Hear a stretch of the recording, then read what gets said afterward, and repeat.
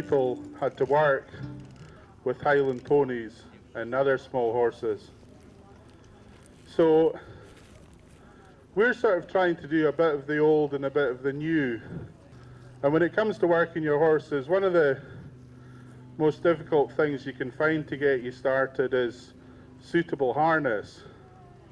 And it's fine if you've got Clydesdales and you've got very deep pockets and you can afford to go and buy the state-of-the-art harness, either made by English harness makers or made out in America and Canada by the likes of the Amish and others.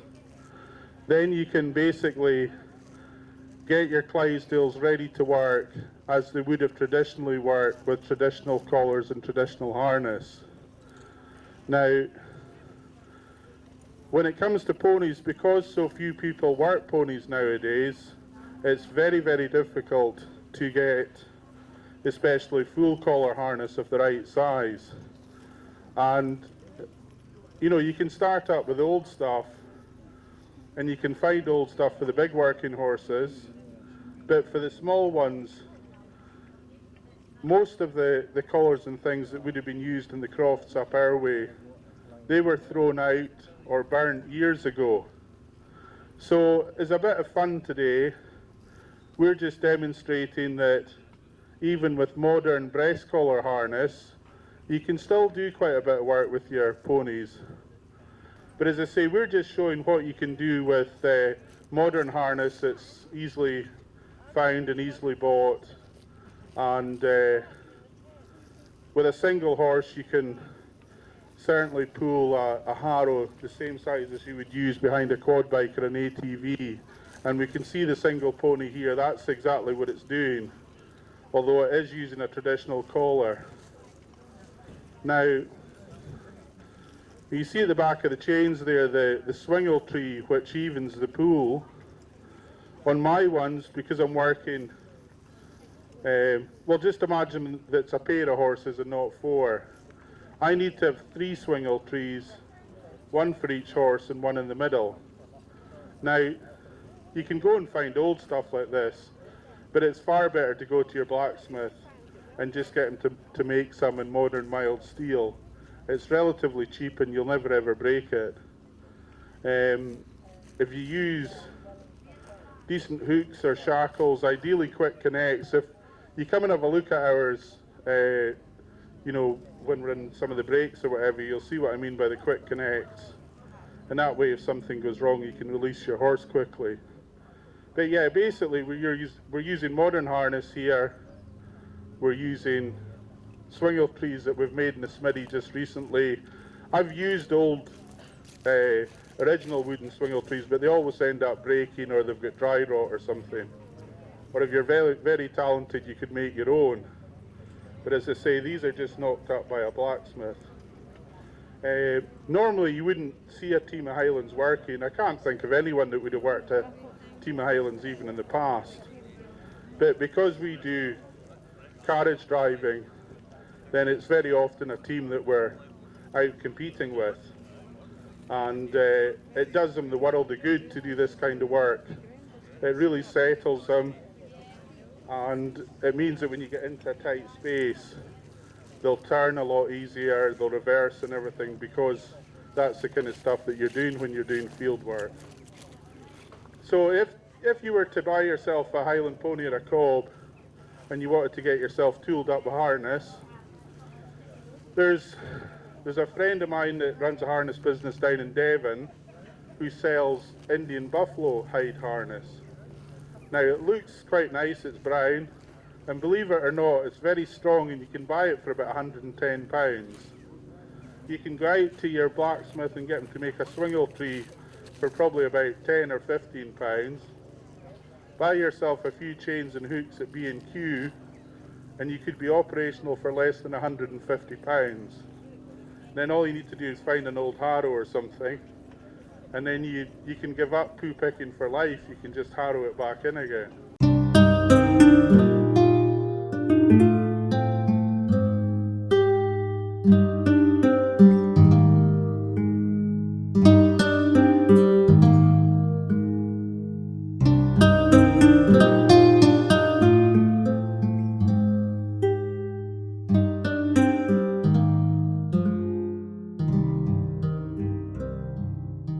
I've got Amy here, she's a 10-year-old mare, and it's mostly mares that we work because we're a breeding stud primarily, and everything that we keep, if it proves itself at work and it's suitable for breeding, then we'll breed for them, but they don't normally breed till they're at least 8 or 9 and have proved themselves at work. So one of the traditional roles of the Highland pony is carrying deer on the hill for the estates. Now, a great way to train them for carrying deer is first of all to back them and get them going at pony trekking. Any of this field work and carriage work and everything, it desensitizes them. But after breaking them to ride, we would normally go into a pack saddle, and we start off with the saddle itself. We then go to the canvas panniers. We then go to rustly plastic bags to just get them used to all the funny noises and everything. We would then introduce deer skins at that point. We feed them on deer skins. We have deer skins hanging up in the stalls and the stables where they're kept, so they get used to the smell and everything. Then we would put deer skins on the saddles. We would then work up to having the bale on top, and then covering the bale with a deer skin. And once that's all done and going fine, we would then start to use the actual deer saddles and real deer. The reason we do it this way is deer saddles. To buy a deer saddle today, fully equipped with all the straps and girths and everything ready to go, you're looking at over £2,000.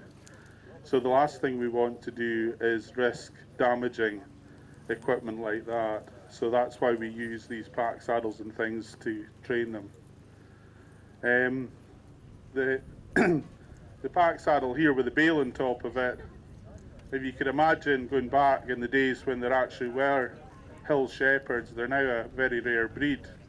But when you had hill shepherds, you had a particularly bad winter, and you'd sheep maybe stuck out in the back of a field behind a dike or out in the hill somewhere sheltering, then the shepherd could go out the hill with some feed in the panniers and some hay on top. And that was in the days before we had quad bikes and ATVs. But depending on the weather, there's still times that we'll get out the hill with a pony when you would really struggle with a quad bike. You'd be pushing it more than you'd be riding it.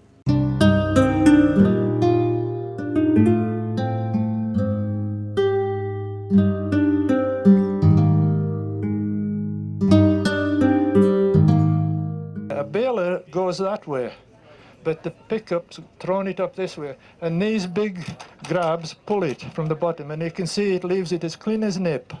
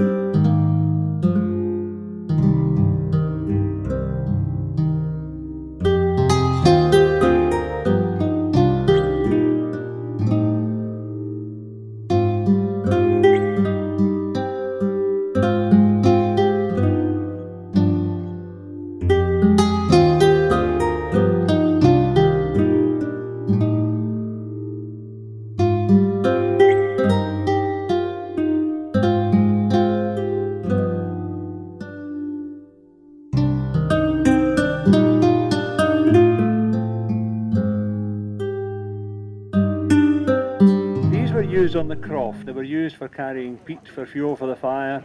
They were used to carry seaweed as fertiliser for the croft, and I've seen photographs of them with huge loads of hay strapped to their backs as well. This is a traditional Eriskay rig that she's got on.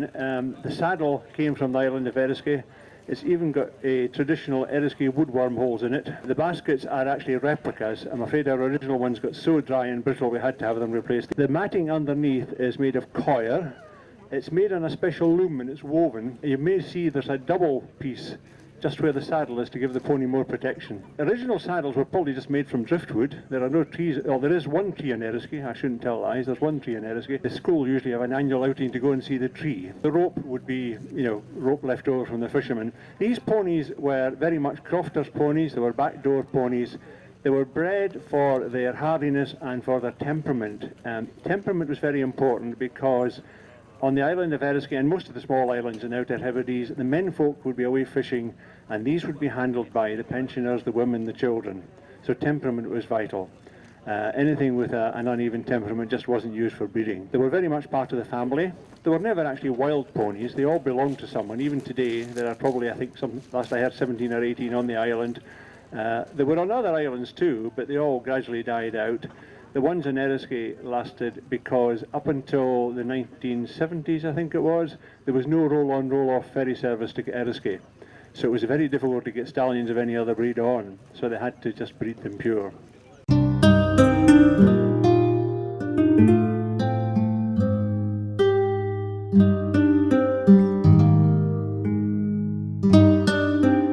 This is the machine that finishes up after the pike maker's been and the hay. Tumblin Tam has come in. This is the machine that tidies up all the straggly bits that's left about and leaves a nice clean job at the finish.